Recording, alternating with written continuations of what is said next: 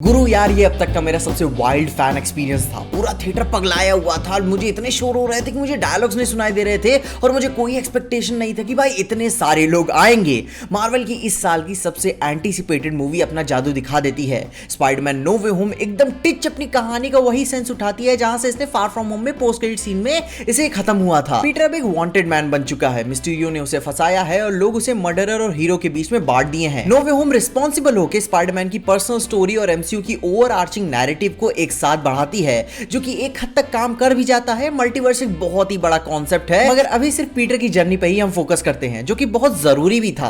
Peter की normal life वो अपनी जीना चाहता है, बट उसकी आउटडेटेड आइडेंटिटी उसे जीने नहीं देती। और इन सबको ठीक करने के लिए वो अपना एक तरीका निकालता है। बाबा जी के पास जाता है, अपनी स्टीफन स्ट्रेंज, और उनसे जादू करने को कहता है। वो उनसे पूरी दुनिया के दिमाग से अपनी आइडेंटिटी को मिटाने की रिक्वेस्ट करता है।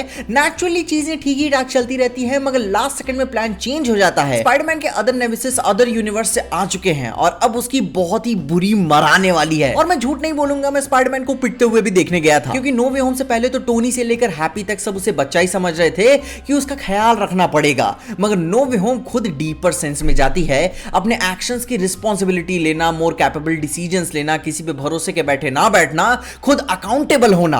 अपनी पूरी जर्नी के दौरान में वो एक्टिवली रिएक्शनरी कम और पार्टिसिपेटिंग ज्यादा था। इसकी सबसे अच्छी बात यही है कि स्पाइडरमैन को वो खुल के सांस लेने की जगह देती है। सीरियसली अपने प्रॉब्लम्स को खुद से सॉल्व करने की कोशिश वो करता है। लोगों की जिंदगी बेहतर बनाने के लिए काम करता है। जैसे कि एक सीन के दौरान में वो खुद से अपने सिचुएशंस को फिगर आउट करता है कि कैसे उस ज्योमेट्री का रिमाइंडर निकालकर वो चीजों को ठीक करता है, जिससे बात कंप्लीटली साबित हो जाती है कि वो कितना स्मार्ट है।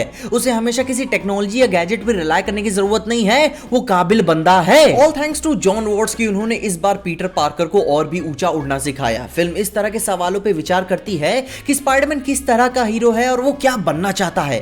क्या वो कोई ऐसा शख्स है जो चॉइसेस पे अपनी ओनरशिप लेता है, या फिर कोई वो ऐसा शख्स है जो जरूरतमंद लोगों की मदद करता है, जो लोग मजबूरी में पीछे छूट गए थे। इस तरह के सवाल कहानी में हैवी दौड़ते हैं कि जब वो हीरो अपने लिए कोई रास्ता बनाता है, वो उसके लिए क्या वैल्यू ऐड करता है। नो वे होम पूरी एक स्पाइडरमैन मूवी वाली फीलिंग देता है। कहानी में कहीं पे ह्यूमर थोड़ा सा कॉर्नी हो जाता है, मगर फिर भी यूजफुल, एंथुसियास्टिक और फन है, जो कि एक स्पाइडरमैन मूवी में होना ही चाहिए। अब देखो गुरु, इतना कहने के बावजूद भी ये कहने से मैं पीछे नहीं हटूंगा कि इसे और बेहतर किया जा सकता था। अब देखो, ये मैं कोई निट पिकिंग नहीं कर रहा हूं, ये जेन्युइनली बात है कि पीटर के पास अपने कोई विलन्स नहीं है, जो कि ये कोई इसकी कोई बुरी बात नहीं है, बल्कि वही उसका प्लस पॉइंट है, वो मजा देता है। मगर जब मूवी के सबसे पहले ही पार्ट में सारी इंफॉर्मेशन एकत्रित हो जाती है, सारे पार्ट्स का इंट्रोडक्शन हो जाता है, मल्टीवर्स वाली बकचोदी हो जाती है, तो उसके बाद कुछ कहानी का कुछ और ऐड करने के लिए इसके पास कुछ है नहीं। जो कि मैं और कैरेक्टर्स ऐड करने के लिए नहीं बोल रहा हूं, बल्कि कंसिस्टिंग कैरेक्टर्स में ही उनकी और भी वैल्यू ग्रैंड स्केल पे और दिखाई जा सकती थी। मगर गुरु, वो सब जो है सो है, कहानी का मेन दिल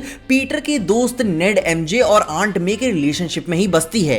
उनकी इंपॉर्टेंस इतनी ज्यादा इंपॉर्टेंट है कि वो एक समय पे टूट गया था और उसको संभालने वाला अगर कोई ना होता तो वो टूटा ही पड़ा रहता। कहानी में कई सारे ऐसे भी सीन्स हैं जो डेडिकेटेड एक्सपोजिशन ही लगते हैं, मगर कभी भी सीन्स को ओवर पावर या उसे नॉनसेंसिकल नहीं बनाते। शायद मूवी की सबसे मजेदार बात यही है कि एक बैलेंस्ड है। पिक्चर का लाइट हार्टेड टोन उसके अनएक्सपेक्टेड इमोशनल मोमेंट्स पे हैवी महसूस होता है। मतलब कि घुमा फिरा के अपनी फ्रेंडली नेबरहुड वाली स्पाइडरमैन वाली वाइब तो वापस आ ही जाती है। स्पाइडरमैन नो वे होम अपने स्पाइडरमैन के डीप रूटेड सवालों को ताजा करता है कि उसकी सराउंडिंग आइडेंटिटी के थीम्स क्या हैं, उसके लिए अपनी पावर की अहमियत क्या है, और आखिरकार पीटर अब बड़े पैमानों पे कदम बढ़ाने के लिए तैयार हो चुका है। आई एम 100% श्योर कि नो वे होम उन फैंस के लिए एक स्वीट डिश होगी जिन्होंने हॉलैंड के पिछले इरिटेशंस को क्लोजली फॉलो किया है, और उन लोगों के लिए भी मसाले से कम नहीं होगी जो लोग क्लासिक और अमेजिंग स्पाइडरमैन के फैंस हैं। लेकिन क्योंकि कहानी की इमोशनल बीट्स स्पाइडरमैन को ही तानी रहती है, एंटागनिस्ट की बैक स्टोरीज भी सेंसिटिव फील होती हैं। उनके बीच का कनेक्शन, अंडरस्टैंडिंग पिछली कहानियों के लिए काफी एसेंशियल फील होता है, कि ये जानने के लिए कि एक्चुअल नॉन एमसीयू विलन्स कहां से आए हैं और उनका फ्यूचर कहां तक जाएगा। स्पाइडरमैन नो वे होम बिना किसी शक के 2021 को अंत करने का सबसे बेस्ट तरीका है। Best action, emotion, grounded heroes, बहुत ही तगड़े कैमियो साबित कर देते हैं कि यह सिर्फ तो एक टीजर था। असली पिक्चर तो अपन को मई में देखने को मिलेगी। और तुम अपने ओपिनियंस मुझे कमेंट्स में बताओ कि इस मूवी को देखकर तुम्हें क्या फील हुआ, क्या तुम्हारे ओपी मोमेंट्स से, और क्या तुम्हें कुछ लगता है कि और बेहतर किया जा सकता था। अपने ओपिनियंस मुझे जरूर बताना। और अगर आपको वीडियो पसंद आ गई होगी तो भाई नीचे लाल बटन दिया हुआ है, उसको सब्सक्राइब कर देना, ताकि मैं स्पाइडरमैन पे और भी सारी वीडियोस लेकर आ सकूं।